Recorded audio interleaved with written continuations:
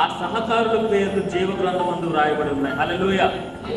సహకారుల పేర్లు దేవుడు ఎక్కడ రాస్తున్నారంట?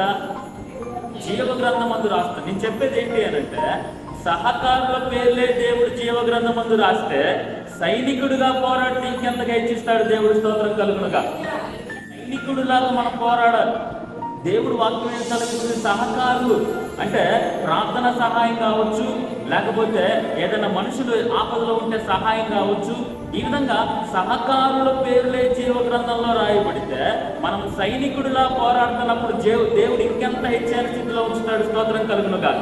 చూడండి, ప్రకటన గ్రంథము 3వ అధ్యాయము 21వ వచనం, నేను జయించి నా తండ్రితో కూడా ఆయన సింహాసనం ముందు కూర్చుండి ఉన్న ప్రకారము జయించువని నాతో కూడా సింహాసనం ముందు కూర్చోబెడతాను. స్తోత్రం కలుగునుగా.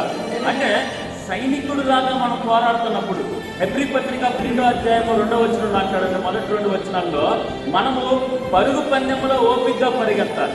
చెప్పండి, మన ఎదుట ఏముంచబడిందంట? ఒక పందెం ఉంచబడింది. దాంట్లో మనం ఏ విధంగా పరిగెత్తాలి అంటే ఒక సైనికుడిలాగా పరిగెత్తాలి, ఒక బహుమానం పొందుకునేవారిలాగా పరిగెత్తాలి.